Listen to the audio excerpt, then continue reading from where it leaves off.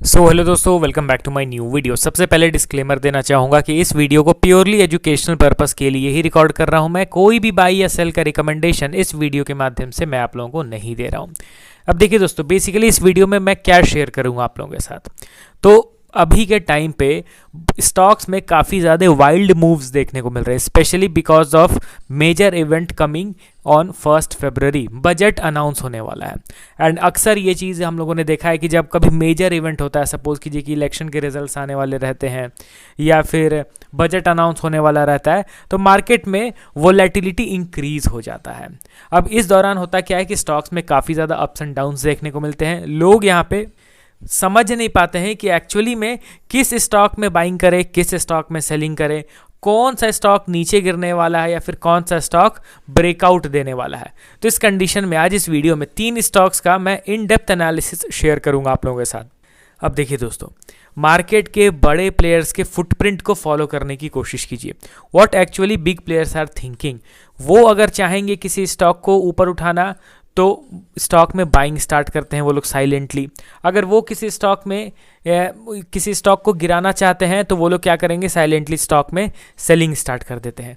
तो जब ये साइलेंट बिहेवियर हो रहा होता है ना, उस दौरान हम लोग अगर किसी स्टॉक को सही समय पर पकड़ लेंगे तो हम लोग का डिसीजन बहुत अच्छा हो जाएगा एंड बड़े प्लेयर्स के फ्लो में हम लोग भी बहेंगे। तो 3 स्टॉक्स का मैं बात करूंगा। तो सबसे पहले क्विक फंडामेंटल ओवरव्यू लेंगे, उसके बाद इन डेप्थ हम लोग प्राइस बिहेवियर को ट्रैक करेंगे कि बड़े प्लेयर्स क्या करना चाह रहे हैं। ठीक है, सबसे पहले फंडामेंटल ओवरव्यू इन तीनों स्टॉक्स का। तो पहला स्टॉक हमारे लिस्ट में आपके सामने है इरेडा।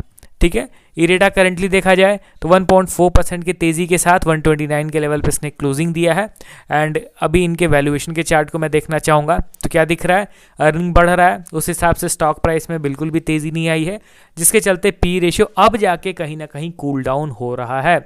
क्योंकि 2024 की अगर मैं बात करूं तो उस समय स्टॉक में काफ़ी ज़बरदस्त मोमेंटम था, जिसके चलते ये बहुत ज़्यादा एक्सपेंसिव हो रहा था। कहीं ना कहीं 55 के आसपास इनका पी रेशियो पहुंच गया था, जबकि इनका अर्निंग पर शेयर कितना था, 5 साढ़े 5 के आसपास। तो ये उतना ज़्यादा नहीं अर्निंग पर शेयर जितना ज़्यादा इनका पी रेशियो एक्सपैंड कर गया।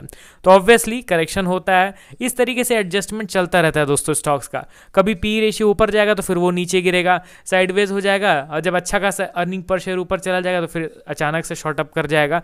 तो ये सारे एडजस्टमेंट्स चलते रहते हैं। बस फ़र्क ये है कि जब पी रेशियो के करेक्शन का समय आए उस समय हम लोग ना बाइंग कर लें। ठीक है, बस इसका हम लोग को ध्यान देना है।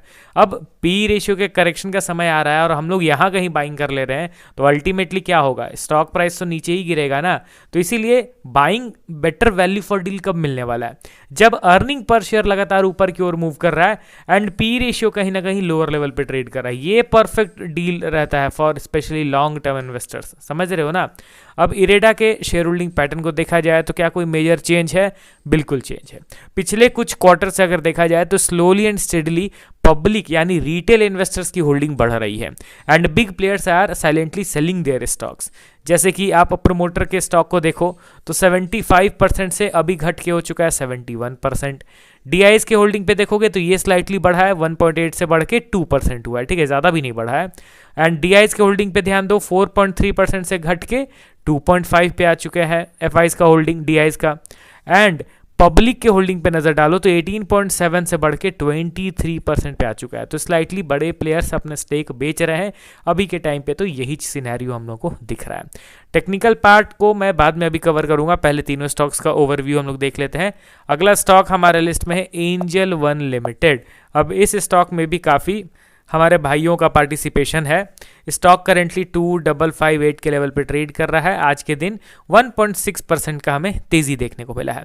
इसका अगर ऑल टाइम हाई हम लोग देखेंगे तो कितना है, अप्रॉक्स 3285। ठीक है, अब इसके भी वैल्यूएशन के चार्ट को देखिए तो देखिए सेबी की तरफ से जो एफएनओ रेगुलेशंस स्ट्रिक्ट किए गए हैं उसके चलते इनके रेवेन्यू कंट्रीब्यूशन में भी थोड़ा बहुत इम्पैक्ट पड़ा है एंड वही रीज़न है कि अब जाके आफ्टर अ लॉन्ग टाइम इनके अर्निंग्स गिरने स्टार्ट कर दिए हैं। आप यहाँ पे चार्ट देख लो इनके अर्निंग का चार्ट। ठीक है, मैं पी रेशियो का चार्ट को यहाँ पे हटा देता हूँ। चलिए अब इनके अर्निंग के चार्ट को आप देखो, आपको क्या दिख रहा है, किस तरीके से ये लगातार ऊपर की ओर मूव कर रहा है। आप देख रहे हो ना, कंटिन्यूसली ऊपर की ओर मूव कर रहा है। एंड जैसे ही सेबी के तरफ से एफएनओ रेगुलेशंस को थोड़ा टाइट किया गया, आपको पता है कि अच्छा खासा मार्जिन कंट्रीब्यूशन एफएनओ से आता है, रेवेन्यू भी अच्छा खासा वहाँ से जनरेट होता है उस पर्टिकुलर सेगमेंट से, एंड उसको टाइट किया गया, रिटेल पार्टिसिपेशन कम हो गया एफएनओ सेगमेंट में, तो इनका जो रेवेन्यू है वो डिक्लाइन होने लग गया।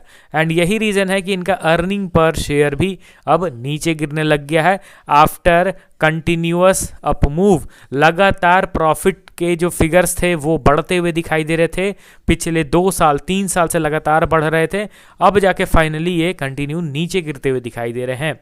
तो ये एक शॉर्ट टर्म में नेगेटिव अपडेट था जो सेबी ने किया था, जो टाइट रेगुलेशंस इन्होंने करा, एंड उसी रीज़न के चलते इनका जो पी रेशियो है वो भी काफ़ी ज़्यादा एक्सपैंड कर गया। आप यहाँ पे ध्यान दीजिए कि पी रेशियो अच्छा खासा लोअर लेवल पे था, ठीक है, ऐसा नहीं कि पीक लेवल पे पी रेशियो था, 15 से भी नीचे क्लोज टू देखा जाए तो 12 के आसपास इनका पी रेशियो था।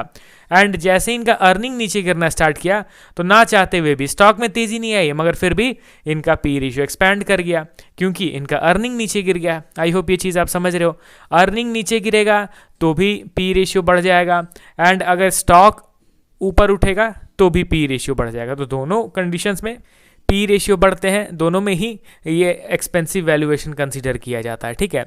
इन्वेस्टर के सेक्शन पे नज़र डाला जाए तो यहाँ पे भी दोस्तों पिछले स्टॉक के तरह ही पब्लिक की होल्डिंग बढ़ गई है 35% से बढ़ के 40%। तो अब आप समझ ही सकते हो कि जब पब्लिक का होल्डिंग बढ़ा है तो ऑब्वियसली बिग प्लेयर्स का होल्डिंग डिक्रीज हुआ होगा, जिसमें सबसे नंबर 1 जो पार्टिसिपेशन है वो है प्रोमोटर का, सेलिंग में 38% से घट के 28% पे आ चुका है। तो यहाँ पे ये 2 स्टॉक को तो हम लोगों ने कवर करा। अगला स्टॉक हमारे लिस्ट में है BSE लिमिटेड।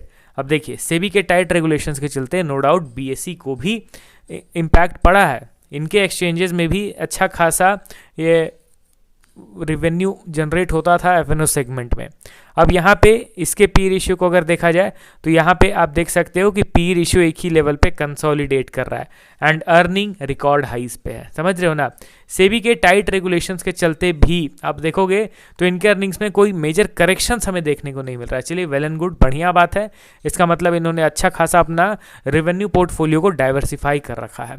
मगर एनएसई को तो अच्छा खासा इम्पैक्ट पड़ा है क्योंकि एनएसई में सबसे ज़्यादा ट्रेडिंग की जाती है एफएनओ सेगमेंट की अगर मैं बात करूँ तो, ठीक है।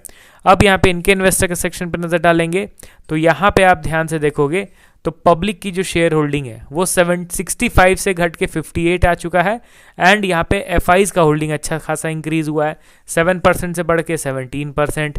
डीआईज की होल्डिंग पे नज़र डालो तो 0.6% से बढ़ के 23%। तो ये एक अच्छा शेयर होल्डिंग दिखा बाकी दोनों स्टॉक्स के कंपैरिजन में। अब चलिए इनके मेजर ओवरव्यू को हम लोग जानने की कोशिश करते हैं। पहला स्टॉक हमारे लिस्ट में आपके सामने था इरेडा, ठीक है, उसको मैं यहाँ ओपन कर देता हूँ। आपको क्या दिख रहा है कि ये एक इंपॉर्टेंट सपोर्ट लेवल था जहाँ पे स्टॉक ने काफ़ी लंबे समय तक कंसोलिडेट किया, ठीक है। यहाँ पे हम लोग बैठे रहे कितने, ऑलमोस्ट 1 साल हो गए थे, स्टॉक इसी लेवल पे साइडवेज था एंड अल्टीमेटली क्या हुआ, ब्रेकआउट देने के बजाय इसने ब्रेक डाउन दे दिया। चलिए ठीक है, ये नीचे गिर गया है, मगर जस्ट नीचे गिरते ही यहाँ पे एक और इंपॉर्टेंट सपोर्ट है, समझ रहे हो ना। तो बेसिकली मैं ये भी कहूँगा तो गलत नहीं होगा कि ये इंटायर एक सपोर्ट जोन है, ये एक इंटायर डिमांड जोन है। अब इस जोन के अंदर ये जब तक है तब तक चांसेस बने रहेंगे बायर्स के आने का, एंड इस जोन के नीचे गिरा तो फिर ये डायरेक्टली 100 रुपीज़ के आसपास आता हुआ दिखाई देगा, ठीक है। तो अभी आपको क्या करना है, अभी सिंपली आपको देखना है कि इस करंट सपोर्ट यानी इस करंट डिमांड जोन में बायर्स एक्टिवेट होते हैं या नहीं, एंड बायर्स एक्टिवेट होंगे ये चीज़ कैसे पता चलेगा, किसी रीसेंट रेजिस्टेंस के ब्रेकआउट पे पता चलेगा। रीसेंट रेजिस्टेंस अभी कौन है स्टॉक का, ये है 164, तो इस इंपॉर्टेंट लेवल को आप नोट करके ज़रूर चलिए। अगला स्टॉक हमारे लिस्ट में एंजल वन लिमिटेड, ये भी अपने सपोर्ट रेजिस्टेंस के बीच में घूम रहा है काफ़ी लंबे समय से। इसके भी चार्ट को मैं यहाँ ओपन करता हूँ तो आपको दिख रहा होगा पिक्चर परफेक्ट। ये इंपॉर्टेंट रेजिस्टेंस था, लंबे समय तक इसने कंसोलिडेट किया, अप्रॉक्स 2 इयर्स ब्रेकआउट मिला। अब उसी ब्रेकआउट वाले लेवल पे ऑलरेडी बार बार ये सपोर्ट लेता दिखाई दे रहा है, ऊपर से यहाँ पे बन रहा है रेजिस्टेंस, तो कहीं ना कहीं ये एक ट्रायंगल पैटर्न का फॉर्मेशन हो रहा है। तो ये चीज़ आप इसमें ध्यान दीजिए। और BSC स्टॉक जो है उसमें एक trend continuation chart pattern create हो रहा है। अगर इन केस ब्रेकआउट हुआ तो वेल एंड गुड, ऊपर के मूव हमें देखने को मिलेंगे। अगर यहाँ पे आप देखोगे तो एक cup with handle chart pattern का फॉर्मेशन हो रहा है। ब्रेकआउट का लेवल है 3000 रुपीज़।